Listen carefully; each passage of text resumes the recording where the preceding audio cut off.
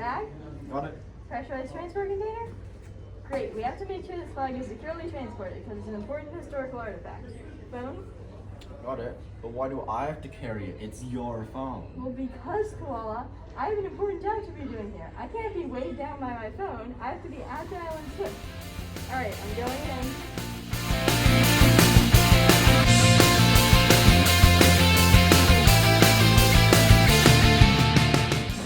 I'll show her.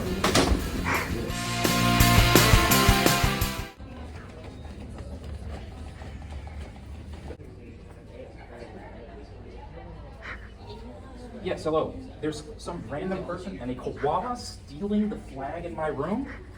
No. You don't understand. It's the original flag. No, you have to stop them. Hey, you guys gotta stop.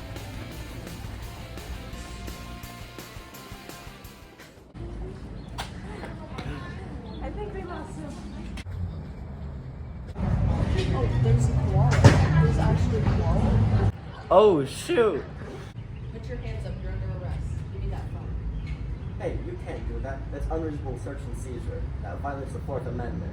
No, it's fine. There's nothing bad on it. What? There's my stuff on there. What are you talking about? It's my phone. Well, I guess, never mind, it doesn't matter.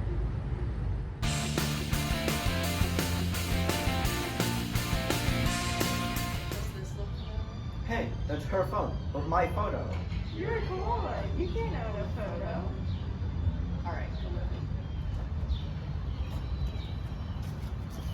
We have 3 cases, Koala. You're being prosecuted for stealing the flag, and we're suing that cop for violating your Fourth Amendment rights. But that requires you to own the photo. And your friend is suing you for selling it to that news station since you took it on her phone.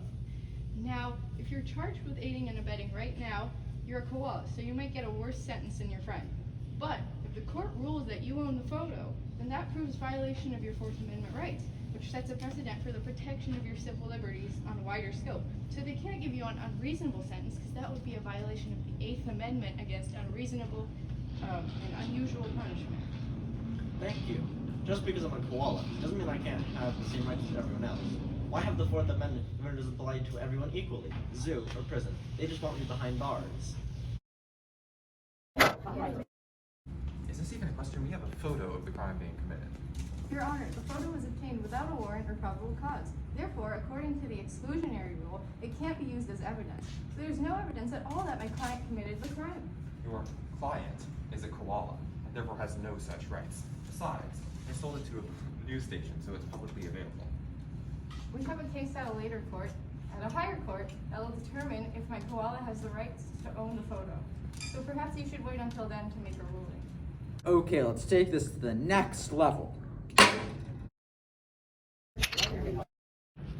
You don't own the phone on which the photo was taken, correct? According to copyright law, a photo is considered intellectual property and is therefore owned by the person that takes it, not the camera owner. Yes, the person who takes it, not the koala. My client can communicate on the level of a high school student. It's still a koala. According to Citizens United, the FEC, corporations can fund political broadcasts because they often have the responsibilities of legal persons, and political speech is considered protected under the First Amendment, which has been incorporated to Maryland. Therefore, if a corporation can be considered a legal person and can have rights under the First Amendment and any of the amendments, why can't my client? The court rules the koala owns the photo. I bet the Supreme Court will overturn that. There was no probable cause for the police officer to take my client's photo. As a matter of fact, they wouldn't have even suspected him if he weren't a koala. This is a clear violation of the Civil Rights Act of 1964. The Act protects against discrimination on a basis of race, religion, sex, or nationality, not species. A koala is a koala, not a human. Their cognitive capacity is naturally beneath that of ours. Nowhere in the Constitution is a koala given rights.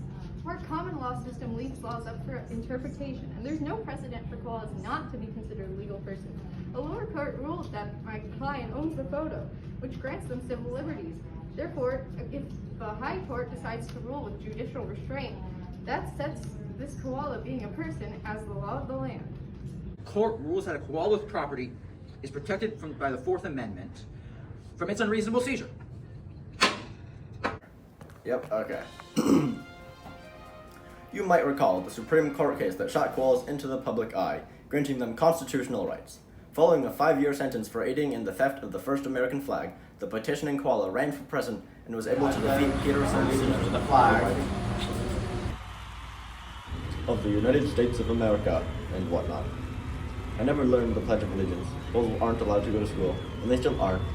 I was taught English by my wonderful friend here. They also taught me about the flaws of our government.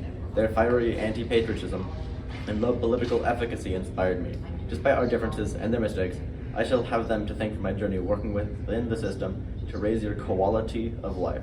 Without their attempt to desecrate the vital piece of American history, I wouldn't be here today. This is my first act as president. I use my constitutionally granted power to swiftly pardon them of their 200-year sentence.